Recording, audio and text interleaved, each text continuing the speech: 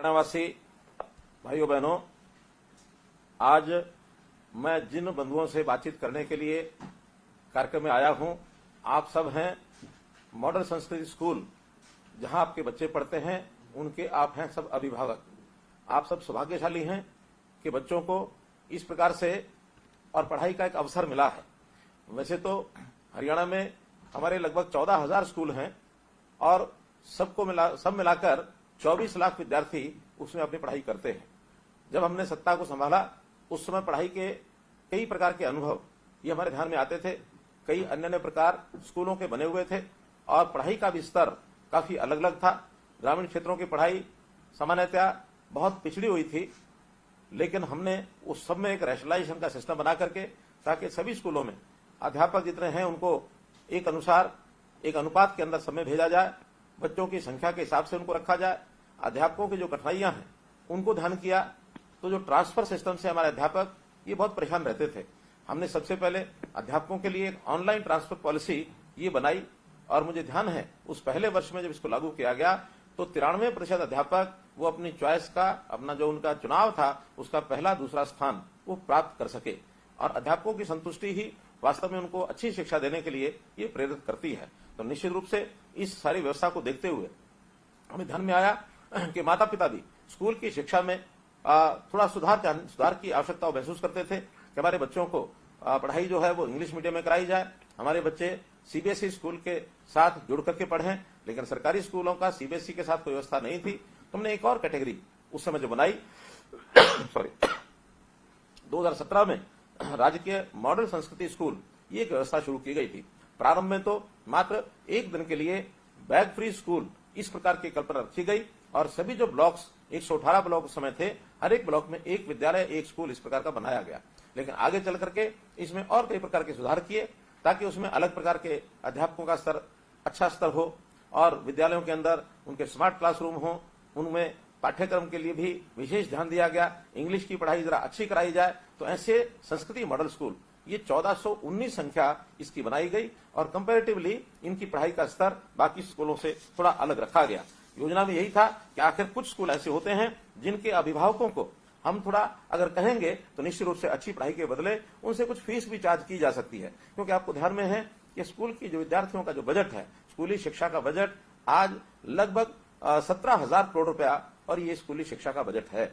इस बजट के आधार के ऊपर हमारे जो विद्यार्थियों को जितना लाभ होना चाहिए उतना कई बार हमें लगता है कि उतना लाभ नहीं है। तो इसको लाभकारी कैसे बनाया जाए, इसमें कुछ जिम्मेवारियां स्कूल मैनेजमेंट कमेटी के ऊपर डाली जाए, कुछ जिम्मेवारी अभिभावकों के ऊपर डाली जाए, कुछ विद्यार्थियों को चयन करके अच्छे विद्यार्थियों को कैसे आगे बढ़ाया जा सकता है, इस प्रकार से उन सबको आगे बढ़ाने के लिए। और हमने ये जो संस्कृति मॉडल स्कूल की कल्पना की थी, पहले संस्कृति मॉडल स्कूल जो सीनियर सेकेंडरी स्कूल थे, इसके बाद प्राइमरी स्कूल संस्कृति मॉडल स्कूल की भी कल्पना की गई है और ऐसे प्राइमरी स्कूल जो हैं उनकी भी संख्या 500 से ऊपर ये हो चुकी है। इनमें अध्यापकों के अलग से प्रशिक्षण भी होता है और इस प्रकार से पढ़ाई का पूरा ध्यान रखा जाता है। आपके सब बच्चे उन्हीं स्कूलों में पढ़ते हैं और हाँ, 1,80,000 रुपए से ऊपर की इनकम के जो परिवार हैं उनको ये भी कहा जाता है कि थोड़ा खर्च बच्चों के ऊपर अगर इन स्कूलों के माध्यम से भी करेंगे तो स्कूलों को भी लाभ होगा, बच्चे को भी थोड़ा उसकी मानसिकता ठीक रहेगी कि हर चीज मुझे मुफ्त में नहीं मिलती है। एक धारणा समाज में है कि जो मुफ्त में मिलता है वो अच्छा नहीं होता है, वो कमजोर कम होता है, वो एक प्रकार से खराब होता है। लेकिन जो पैसा भर के लिया जाता है शायद उसकी गुणवत्ता ज्यादा होती है। धारणा में कोई दम नहीं है, लेकिन फिर भी जो एक धारणा है उस अनुसार सरकारी स्कूल भी अच्छे स्कूल हैं, उनके अंदर अगर थोड़ी फीस रख के पढ़ाएंगे। आज इनकी डिमांड बढ़ी है। कोई माता पिता ऐसा नहीं कहता कि आपने 700 रुपया, 900 रुपया, 1100 रुपया जो फीस रखी है ये कोई ज्यादा फीस है, बहुत सामान्य है। हमारे जो प्राइवेट स्कूल हैं इनके अंदर तो बहुत बड़ी फीस है। एक परिवार का, सामान्य परिवार का बालक उसमें पढ़ाई करने जा भी नहीं सकता है। गरीब विद्यार्थी की तो बात ही छोड़ दें। लेकिन हमने इन सबको एक अवसर देने के लिए कि गरीब विद्यार्थी की इसमें फीस नहीं ली जाएगी और ऐसे इन जो स्कूलों की संख्या ये हमने इसमें बढ़ानी शुरू की है। हमारे जो संस्कृति मॉडल स्कूल प्राइमरी स्कूल कितने हैं हमारे? संस्कृति प्राइमरी स्कूल है। तो 1419 जो है हमारे ये संख्या जो है बढ़कर के प्राइमरी स्कूलों की हुई है। तो एक अच्छी संख्या, इसमें और आगे बढ़ाने के लिए भी हमने विभाग को जो है ये निर्देश दिए हैं।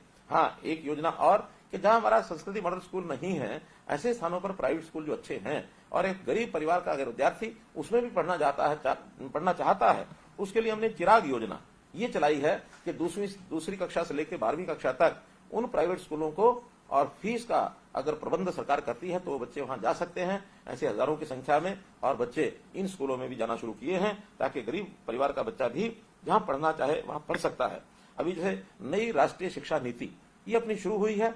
इस राष्ट्रीय शिक्षा नीति में प्रधानमंत्री जी ने आग्रह किया है कि हमारी शिक्षा के साथ साथ बच्चे का सर्वांगीण विकास होना चाहिए, बच्चा किस प्रकार से आगे रोजगार प्राप्त करेगा उस ओर भी हमको बढ़ना चाहिए। तो ऐसे सब स्कूलों के अंदर इन बातों का ध्यान रखा गया है कि बच्चों के संस्कार अच्छे कैसे मिलते हैं। केवल पढ़ना लिखना ही पर्याप्त नहीं है, लेकिन अच्छे संस्कार अगर बच्चे में आते हैं तो आगे चल करके जो बच्चा है वो एक अच्छा नागरिक, देश का नागरिक, समाज का एक अच्छा नागरिक यदि बनता है तो उसका लाभ अपने देश को भी है, अपने समाज को भी है। तो अच्छा नागरिक कैसे बनाया जाए, इसके अंदर निश्चित रूप से कैसी उसने पढ़ाई की है, किस प्रकार से पढ़ाई की है। वरना एक समय था रटना रटाना ये पढ़ाई का एक भाग होता था। आज केवल किताबों से नहीं, रटे रटाए वाक्यों से नहीं, बल्कि बच्चा खेल करके भी सीखता है, बच्चा कुछ देख करके भी सीखता है, बच्चा सुन करके भी सीखता है, बच्चा कुछ काम करके ये भी सीखता है। तो ऐसी शिक्षा की पद्धति को बदलने का जो एक सिस्टम शुरू किया है ताकि बच्चों में एक भावना, अच्छी भावना आए, बच्चों के अंदर राष्ट्र प्रेम की भावना आए, बच्चों में बड़ों का आदर मान सम्मान करने की भावना आए, उनमें सेवा का भाव कैसे आए, स्वच्छता का भाव कैसे आए, अपने चारों तरफ का जो वातावरण है ऐसा कैसे वो अच्छा बने, और किस प्रकार से ऐसी जो हमारी समस्याएं हैं, सामाजिक समस्याएं, उनकी ओर बच्चों का ध्यान यदि प्रारंभ में भी जाता है तो निश्चित रूप से उनका एक कंसर्न, उनका एक लगाव ऐसी चीजों से अगर हम रखेंगे तो निश्चित रूप से इन चीजों को ठीक करने के लिए आगे आएंगे। तो ऐसी भावी पीढ़ी की चिंता करते हुए इन संस्कृति मॉडल स्कूलों का और एक प्रकार से एक अपना प्रयोग है। इन स्कूलों में हमने आधुनिक शिक्षा के नाते से बहुत से कमरे, इनको स्मार्ट क्लासरूम्स ये भी हमने बनाया है। लगभग इस समय 4035 हमारे क्लासरूम ये स्मार्ट क्लासरूम्स हैं, और अन्य जो बचे हुए क्लासरूम्स हैं इनको भी बहुत जल्दी हम स्मार्ट क्लासरूम ये बनाने जा रहे हैं। हमने 10वीं 11वीं 12वीं के बच्चों को टेबलेट्स भी दिए हैं ताकि आज आधुनिक पढ़ाई के नाते से वो किस प्रकार से और ऑनलाइन शिक्षा को कैसे ग्रहण कर सकते हैं, घर में बैठ करके भी कैसे उनका लाभ उठा सकते हैं।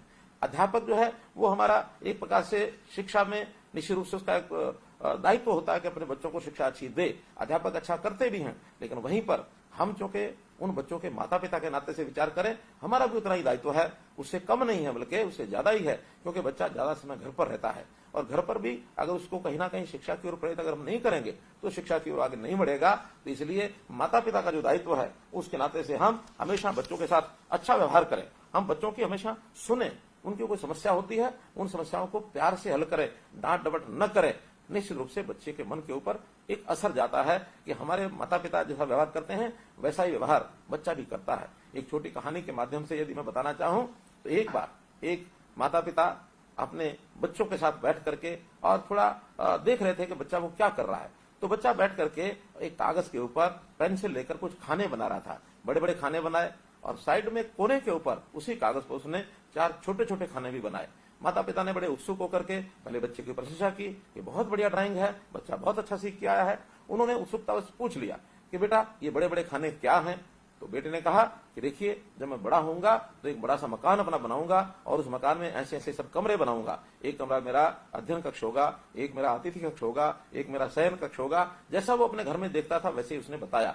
माता पिता ने पूछा कि अच्छा ये कोने में छोटे छोटे बॉक्स ये क्या बनाए हैं। बच्चे ने बहुत ही एक ऐसे विश्वास के साथ जैसे बच्चा सब कुछ सीखा हुआ है, उसने कहा कि देखिए जब मैं बड़ा हो जाऊंगा तो मैं इस मकान में रहूंगा और जब आप उसके बाद बूढ़े हो जाएंगे तो आप इन छोटे छोटे जो कमरे हैं ये आपके लिए हैं, आप इसमें रहेंगे। माता पिता ने पूछा कि हमारे लिए छोटे कमरे क्यों बनाए हैं। तो बच्चे ने कहा आज भी तो मेरे दादा दादी वो बहुत छोटे छोटे कमरों में कोने में तो रहते हैं। अगर दादा दादी को उस बच्चे ने देखा है तो वो ये समझता है, उसको संस्कार ऐसा मिला है कि बड़ा होने के बाद मैं यहाँ रहूंगा और मेरे माता पिता बूढ़े होने के बाद छोटे कमरों में रहेंगे। इसमें से माता पिता को भी ध्यान में आया कि बच्चा किस प्रकार से कैसे सीख जाता है। बच्चे की जो प्रारंभ में उसका जो दिमाग होता है पूरी स्लेट होता है, जैसा उसको पढ़ाएंगे, जैसा उसको दिखाएंगे, जैसा उसके साथ व्यवहार करेंगे निश्चित रूप से वैसे ही वो बनेंगे। कई बार पढ़ाई के अंदर बच्चे का जो ध्यान होता है वो कम होता है, हम उसको डांटते हैं। बच्चे को पढ़ाई का तरीका ठीक से ज्ञान कराया जाए तो पढ़ेगा। हाँ, कई बार खेल खेल में भी बच्चा जो पढ़ता है उसको खेल के माध्यम से भी पढ़ना चाहिए। कभी कभी वो आदतें उसकी प्रारंभ में बचपन में कुछ बिगड़ने लग जाती हैं, मानो जैसे मोबाइल फोन है, इंटरनेट है, इसका दुरुपयोग करना शुरू करता है।